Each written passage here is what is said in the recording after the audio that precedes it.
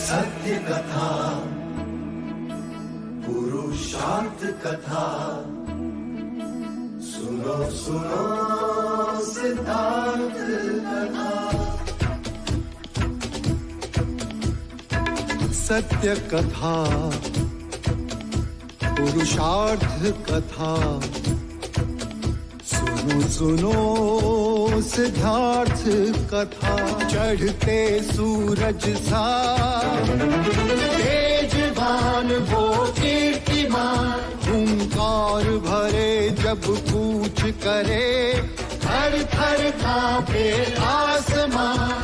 वो राजपुत्र वो शूरवीर, पर्वत को भेद दे उसके तीर, शांति का स्रोत करुणा की धार, निर्झर झरे मन से अपार।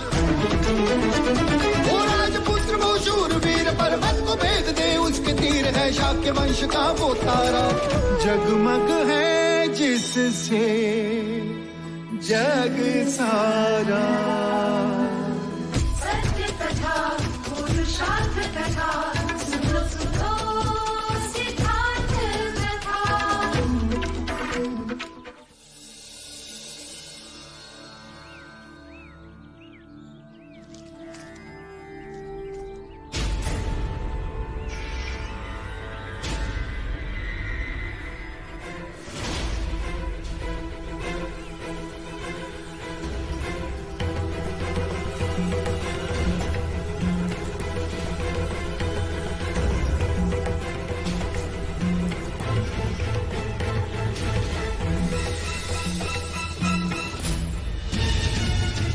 चंद्रभागा, जो आज तुमने सिद्धार्थ के साथ किया वो मैंने देखा।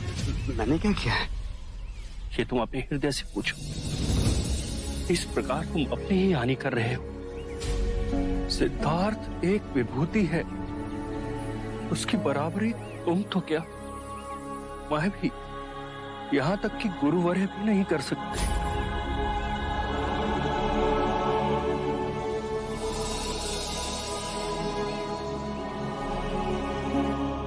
क्षमा करें मुझे,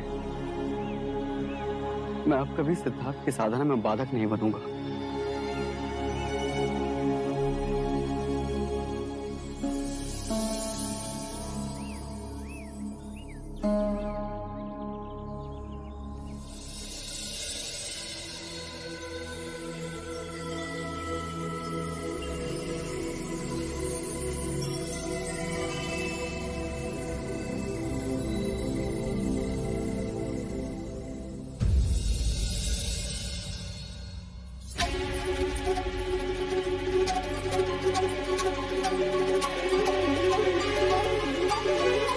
कल रात तुम कहाँ थे देव? आधी रात को लौटे। रंग भवन में था और आप दोनों एक साथ उपस्थित, अवश्य कोई उपदेश सुनाने आए होंगे। धन्य हो तुम देव।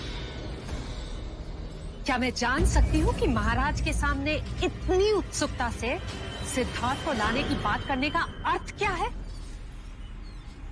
और वो भी अब, जब रास्ते का कांटा स्वयं दूर हो गया।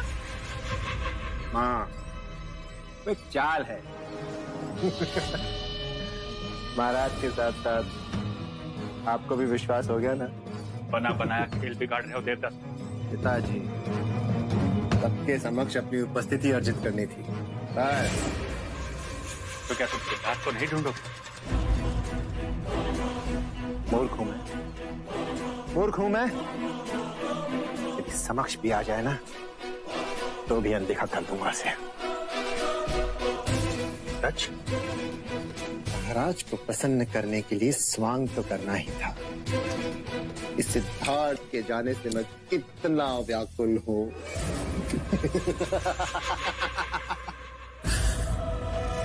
मैं इतना मूर्ख नहीं हूं कि ये भी न समझ सकूं कि भाग्य ने मुझे दूसरा अवसर दिया है। आज तक सिद्धार्थ से जो कुछ भी मैं हारा हूं, उसे वापस जीतने का ये सुनहरा अवसर मैं हाथ से नहीं जाने दे सकता। कभी नहीं,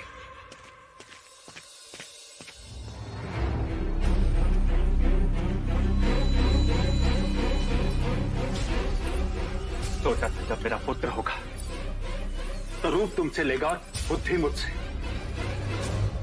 पर यहां तो उल्टा ही हो गया। कहना क्या चाहते हो तुम? संकट की घंटियां बज रही रानी मंगला। जब भी ये मूर्ख अपनी बुद्धि का प्रयोग करता है तो कोई ना कोई नई समस्या खड़ी कर देता है। क्यों कोस रहे हो मेरे पुत्र को? अपने भाग्य को कोस रहा हूं। एक हमारे पुत्र को देखो और एक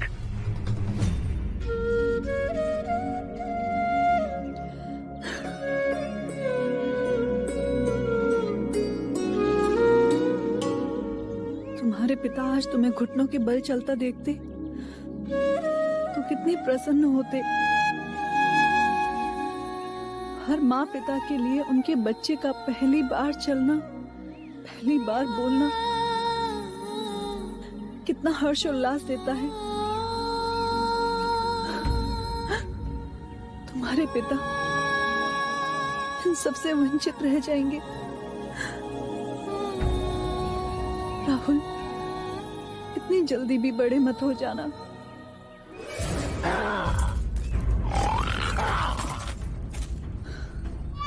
अरे अरे अरे अरे अरे अरे, हाँ?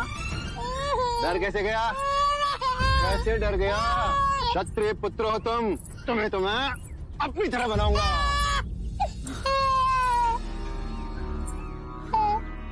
मैं तुमसे पूछता हूँ, क्या तुम नहीं चाहती कि तुम्हारा पुत्र पराक्रमी बने, बलशाली मेरी तरह, हाँ, कि अपने पिता की तरह सन्यासी? सन्यासी बनने के लिए बहुत बल चाहिए। अच्छा, हाँ, ताल तो एक ही होता है जहाँ बिना प्रज्ञा की भैंस आती है और अपने खुरों से पानी को मटमैला कर देती है, और उसी कीचड़ भरे ताल में एक कमल का फूल भी खिलता है जो ऊपर उठकर इस विश्व में प्रज्ञा और सौंदर्य का प्रतीक बनता है। मैं भैंसा? नहीं, अहंकारी। जो बात आपको समझ ना आए उसे करने से क्या लाभ? तो वो बात सुनती जाओ कि तुम समझ सकती, और समझना क्या, तुम्हारे घावों को थोड़ी ठंडक मिलेगी। मेरे घावों को आप ठंडक पहुंचाएंगे? हाँ यशो, क्यों नहीं? मैं थोड़ी ना यहाँ तुम्हारे घावों पे नमक छिड़कने आया था। तुम्हारी पीड़ा मुझसे सही नहीं जाती, इसीलिए आनंद का एक संदेश देने आया था। मैं सिद्धार्थ को खोजने जा रहा हूं। वो नहीं आएंगे। नहीं आएंगे? अरे नहीं आएंगे तो अपनी बलशाली भुजा में उसे उठा के ले आऊंगा। सुन लिया? तुम्हारे काका क्या कह रहे हैं? वो तुम्हारे पिताजी को अपनी भुजाओं में। लगता है उल्लास के मारे तुम्हें कोई दौरा पड़ गया है। दौरा तो आपको पड़ गया है ज्येष्ठ। आप उनको अपनी भुजाओं में उठाकर ला सके, इतना ना तो आपके अंदर पुरुषार्थ है ना बल। पर उन्हें मिले तो मेरा एक संदेश अवश्य पहुंचा दीजिएगा। उनसे कहिएगा कि उनके आत्मिक मार्ग पर ना कभी यशोधरा बाधा बनेगी ना राहुल। जब तक उनकी शुद्ध आत्मा को उनके प्रश्नों का प्रति उत्तर नहीं मिल जाता, वो वापस ना लौटे। नारी का हृदय स्वयं देवता भी नहीं समझ सकते तो आप भी चेष्टा ना करें।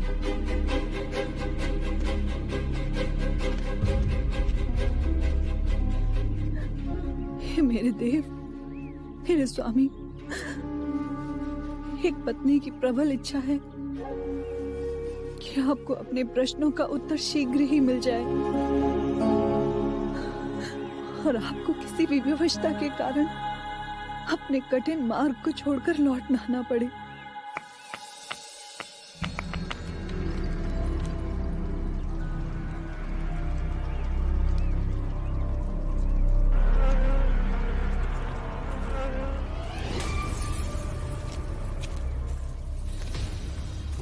सिद्धार्थ का ध्यान भंग करने की चेष्टा कर रहे हो। भला करो तो भी बुरा ही बनता हूं। मैं तो सिद्धार्थ की सहायता कर रहा हूं। ऊपर देख, उस मधुमक्खी के छत्ते पर धूप गिर रही है, जिससे बेचैन होकर उसकी मधुमक्खियां इधर उधर घूम रही हैं। और कुछ मधुमक्खियां तो सिद्धार्थ पर भी बैठी हैं। अब अगर मधुमक्खियों ने उन्हें काट लिया तो क्या उनका ध्यान भंग नहीं होगा? अनुभव, इसलिए मैंने नीम की पत्तियां जलाई, जिसके धुएं से मैं उन्हें बचा सकूं। क्षमा करना मित्र, मुझे लगा तुम सिद्धार्थ से ईर्ष्यावश कोई नया खेल रच रहे हो। नहीं, अब मैं बदल गया हूं। आपने तो मेरी मन की आंखें ही खोल दी। गुरुवरी ने तो यह भी कहा है कि आप स्वयं ध्यान ना करो तो कोई बात नहीं, परंतु यदि आप दूसरों के ध्यान में सहायता करें तो आपको भी अपना लक्ष्य मिल ही जाएगा।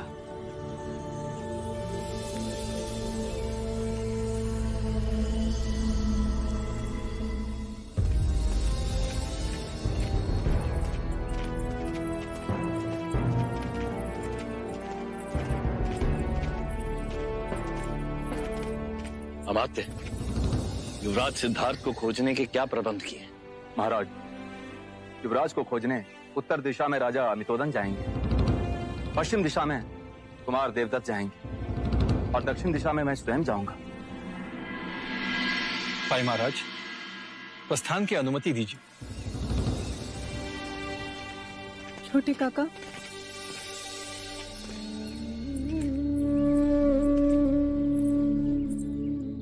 जब आप युवराज सिद्धार्थ को ढूंढने में सफल हो जाएं,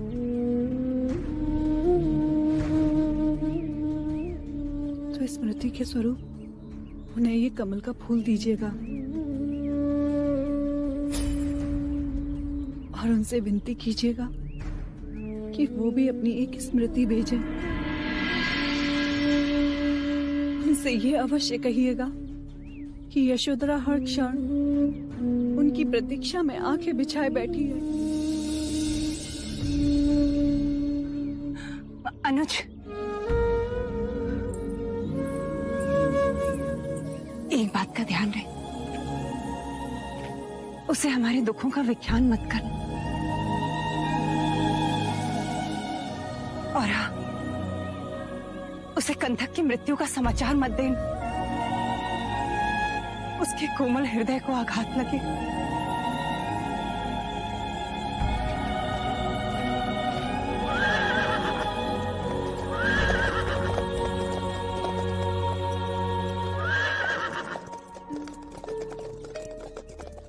हे ईश्वर, सिद्धार्थ को ढूंढने में और उसे वापस लाने में इनके रास्ते की सारी बाधाएं दूर कर दो।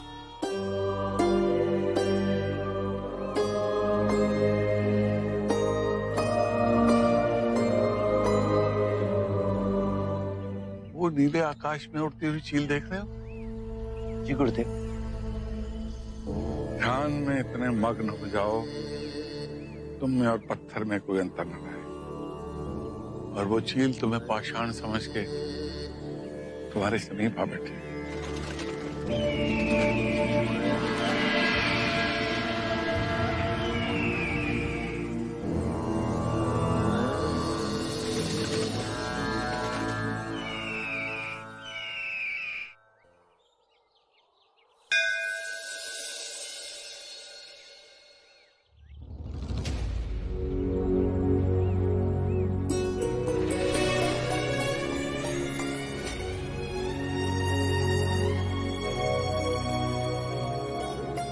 मेरे सिद्धार्थ की रक्षा करना।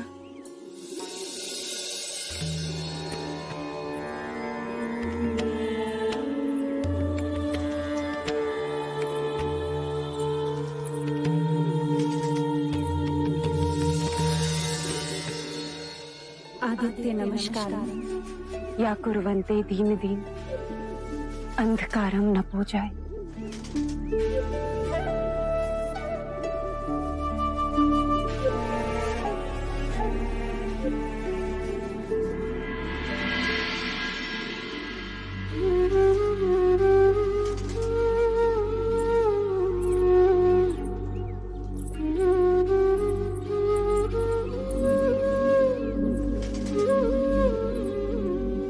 यशो, यहाँ एकांत में बैठे क्या सोच रही हो? पहले युवराज की बातें अनोखी लगती थी, और अब जब सोचो तो बातें बहुत सत्य लगती हैं। वो कहते थे या तो ईश्वर कहीं नहीं है, या कण कण में ईश्वर है। तो सोचा, यदि कण कण में ईश्वर है तो मैं यहाँ बैठूं या मूर्ति के सामने बैठकर प्रार्थना करूं? बात तो एक ही है। पर भगवान के सामने प्रार्थना करके मैं मांगू भी तो क्या?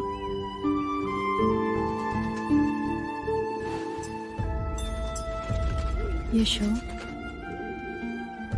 अपने मन को इतना मत सता। एक अजीब सा द्वंद्व छिड़ा है मन और मस्तक के बीच। कैसा द्वंद्व यशो?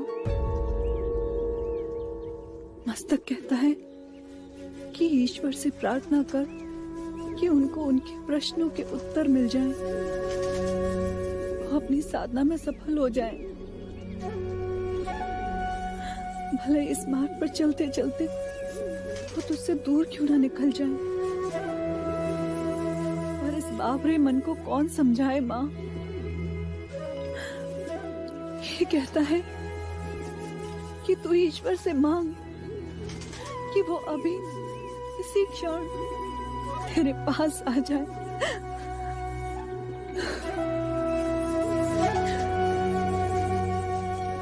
एक और भय प्रतिदिन मेरे मन में प्रबल होता जा रहा है माँ,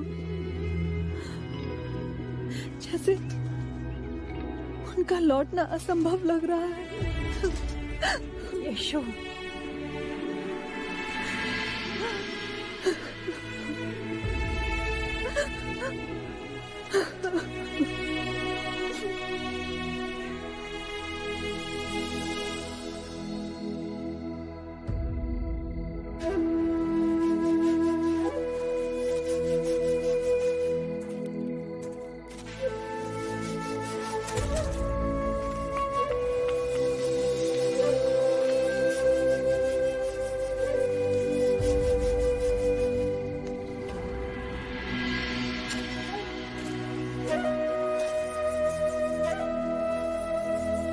तुम्हारी चिंता का विषय? गुरुवर, सिद्धार्थ को ध्यान में बैठे पूरे 2 दिन हो गए हैं। न जल ग्रहण किया है न भोजन। ऐसे में यदि उन्हें कुछ हो गया तो? कुछ नहीं होगा। सिद्धार्थ ने श्वासों को साध लिया है। सिद्धार्थ ध्यान की उस ऊंचाई पर पहुंच गए हैं जहां शरीर के नित्य कर्म बहुत पीछे छूट जाते हैं। उन्हें जो आहार मिल रहा है वो आत्मिक सुख है। सिद्धार्थ जहां पहुंच गया है वहां तक पहुंचना सहज नहीं। तुम चिंता मत करो। जैसे माता गहरी नींद में अपने नवजात शिशु का ध्यान रखती है, वैसे ही मैं सिद्धार्थ का हर पल हर क्षण ध्यान रखूंगा। जाओ, तुम विश्राम करो।